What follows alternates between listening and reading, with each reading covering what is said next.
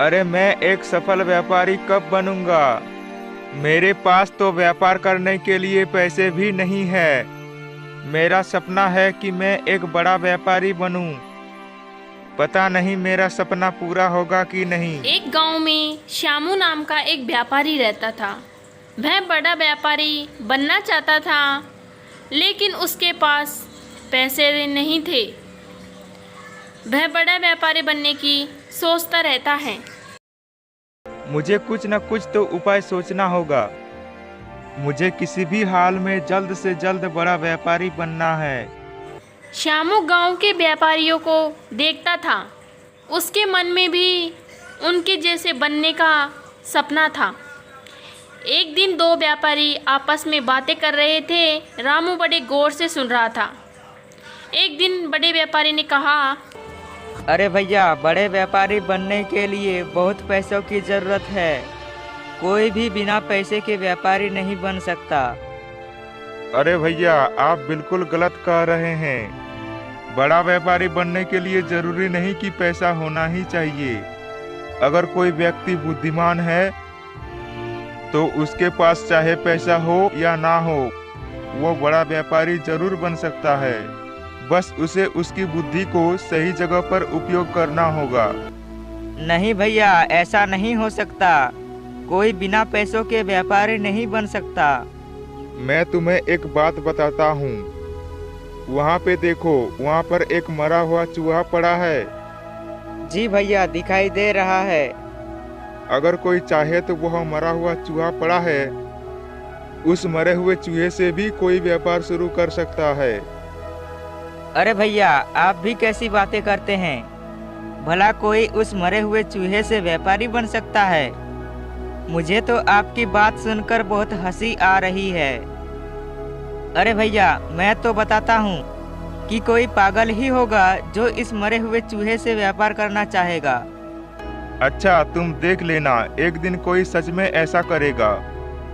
हाँ हाँ भैया, मैं तो देख ही रहा हूँ कि कौन पागल है जो इस मरे हुए चूहे से व्यापार करता है। रामू दोनों की बातों को बड़े ध्यान से सुन रहा था और वह मरे हुए चूहे की तरफ देखने लगता है और मन ही मन सोचता है, चतुराई तो है मुझ में, पर क्या मैं इस मरे हुए चूहे से व्यापार शुरू कर सकता हूँ? वो व्यापारी तो बहुत बड़ी बड़ी बातें कर रहा है। क्यों ना मैं इस मरे हुए चूहे से ही व्यापार शुरू करूँ? वैसे भी मेरे पास पैसे नहीं हैं। देखता हूँ कि उस व्यापारी की बातों पर कितना दम है। तभी रामू ने उस चूहे को अपने हाथ में उठाया और वह सोचता हुआ जा रहा था कि व्यापारी की बात कितनी झूठ है और कितनी सच है। एक सेठ अपनी बिल्ली को लिए हुए वहाँ से जा रहा था। तभी रामू ने एक आइडिया सोचा और वह भी उसके आगे आगे चलने लगा। सेठ जी की बिल्ली बहुत ही उतावली हो रही थी चूहा खाने के लिए। तो सेठ जी उस रामू से कहते हैं कि क्यों भाई, तुम यह चूहा को बेचोगे? रामू ने कुछ देर सोचने का नाटक किया। अरे सेठ जी, मैं तो आपको चूहा बेच दूंगा, पर सेठ जी आपको इस चूहे का 50 रुपए लगेगा। बोलिए सेठ जी, अगर आप 50 रुपए देने को तैयार हैं तो मैं आपको चूहा दे दूंगा। अरे ठीक है भाई, 50 रुपए ही ले लो। और ये रामू चूहा सेठ जी से चूहा देता है और 50 रुपए लेकर वहां से चल देता है और वह रास्ते में सोचता जाता है, अब इस 50 रुपए से क्या किया जाए। कुछ दूर आगे चलने पर रामू को एक प्याऊ नजर आता है। वह वहां पर देखता है कुछ लोग पानी पीकर प्याऊ वाले को धन्यवाद देते हैं तथा कुछ प्याऊ वाले को थोड़े पैसे देकर भी जाते हैं। रामू ने सोचा यही काम अब यही काम किया जाए। रामू अगले ही दिन सुबह जाकर एक घड़ा ले जाता है और खेतों के निकट जाकर बैठ जाता है। वहाँ के किसानों को वो पानी पिलाता है तथा किसान उन्हें धन्यवाद देते हैं। किसानों के पास पैसे तो नहीं होते थे, लेकिन उसके बदले में रामू को वो फूल देकर जाते थे। अरे रामू भैया, बहुत थक गया हूँ, जरा ठंडा पानी पिला दो। ये लीजिए भैया। तभी वह किसान पानी पीता है। अरे भैया, आपका बहुत बहुत धन्यवाद, जो आप इतनी गर्मी में हमारे लिए पानी की व्यवस्था रखे हैं। पर रामू भैया, मेरे पास तो पैसे भी नहीं है, और आज खेत में ज्यादा काम होने के कारण मैं फूल भी नहीं तोड़ पाया। अरे भैया, कोई बात नहीं, आप किसी और दिन दे सकते हैं। पर अगर आपको कभी भी प्यास लगे तो आप मेरे यहाँ पानी पीने आ सकते हैं। अगर आपके पास पैसे या फूल कुछ भी ना हो तो भी कोई बात नहीं। प्यासे आदमी का प्यास बुझाना मनुष्य का कर्तव्य है। जी रामू भैया, बिल्कुल आपने सही कहा। मुझे अगर कभी भी प्यास लगती है तो मैं आपके यहाँ जरूर आऊँगा। आप सच में एक ईमानदार व्यक्ति हैं। फिर वह किसान वहाँ से चला जाता है और रास्ते में एक और दूसरा किसान रामू के पास आता है और कहता है, रामू भैया, थोड़ा सा पानी पिला दो। इतनी गर्मी बढ़ गई है कि बहुत ही ज्यादा प्यास लग रहा है। खेत पर काम करते करते बहुत थक गया हूँ। ये लीजिए भैया। तब वह किसान पानी पीता है। बाप रे, प्यास बुझी। अब जाके थोड़ा आराम मिला है। क्यों रामू भैया, आजकल सब बढ़िया चल रहा है ना? अरे हाँ भैया, सब कुछ तो ठीक ही चल रहा है। ये लो भैया, मेरे पास कुछ फूल थे। मुझे माफ करना भाई, मेरे पास पैसे नहीं है।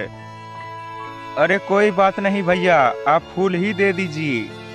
वैसे मैं तो इस फूल को बेचकर पैसे कमा ही लूँगा। ठीक है भाई, ये लीजिए। फिर वह रामू फूल ले लेता है और फूल लेकर वह घर नहीं जाता है और सीधे मंदिर जाता है। और मंदिर जाकर वह वहाँ पर फूल बेचने लगता है। फूल ले लो, फूल, ताजा ताजा तोड़ा हुआ फूल। आइए बहनों, आइए भाइयों, मंदिर में चढ़ाने के लिए फूल ले लो। रामू की दुकान पर बहुत ही भीड़ रहती है। उस दिन रामू ने अच्छे खासे पैसे कमाए थे उन फूलों को बेचकर। जब फूल खत्म हो जाते हैं तो वह अपने घर जाता है।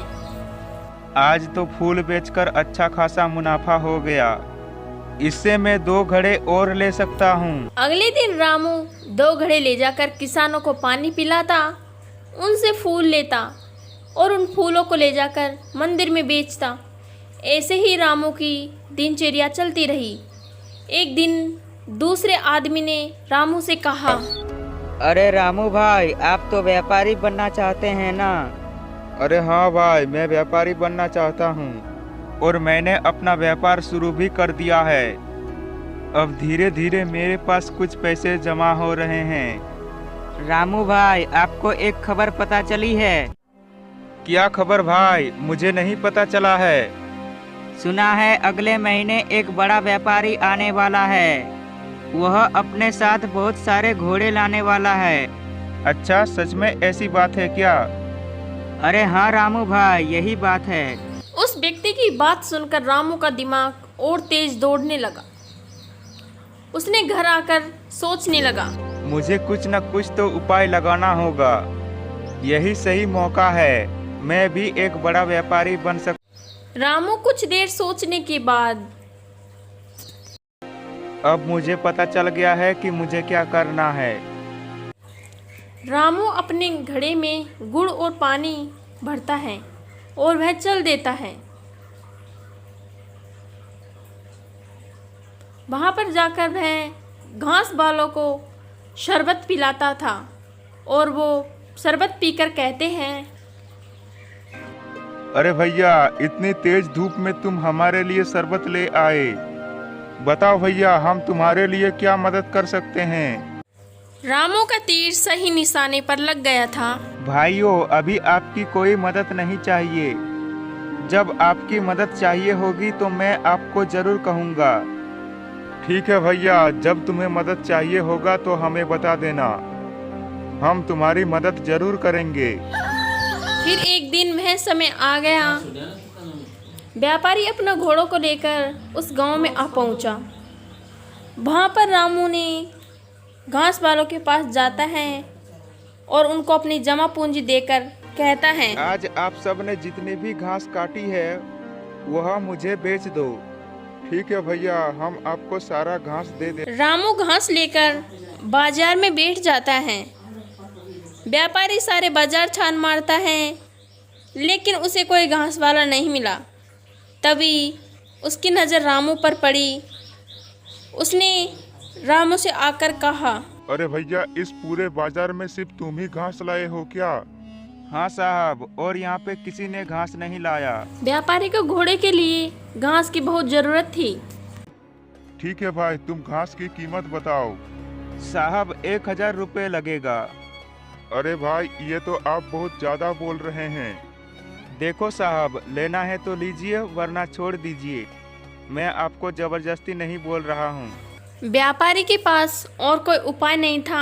उसने वह घास खरीद लिया। एक दिन रामू एक जहाज वाले के पास जाता है।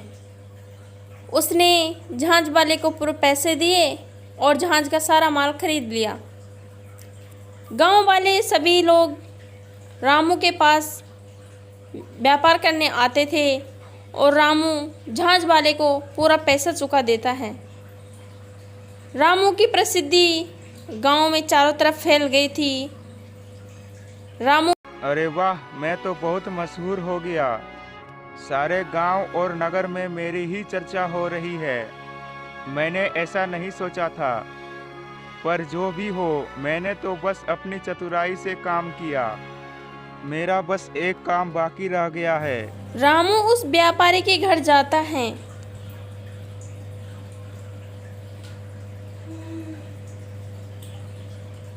और व्यापारी के पास जाकर वह उसको एक सोने का चूहा दे देता है और कहता है, गुरु हैं, यह सोने का चूहा गुरु दक्षिणा के रूप में स्वीकार कीजिए। पर मैं तुम्हारा गुरु कैसे हो गया? मैंने तो तुम्हें किसी भी प्रकार का कोई शिक्षा नहीं फिर दी। रामू उस मरे हुए चूहे की सारी बातें बताता है कि वह कैसे उस मरे हुए चूहे से एक धनवान व्यापारी बन गया था। यह बात सुनकर व्यापारी कहता है, रामू, तुम्हारे जैसे योग्य युवक को मैं खोना नहीं चाहता। मेरी विवाह योग्य सुंदर व सुशील बेटी है। तुमसे योग्य उसके लिए और कोई नहीं मिल सकता। मुझे गुरु दक्षिणा के रूप में यही संबंध चाहिए। ठीक है गुरुजी, अगर आपकी यही इच्छा है तो मैं आपकी इस इच्छा को पूरा करूंगा। मैं आपके इस संबंध को स्वीकार करता हूं। रामू ने वह रिश्ता सहजता से स्वीकार कर लिया। तो दोस्तों, मेहनत से हम सफलता प्राप्त की जा सकती है।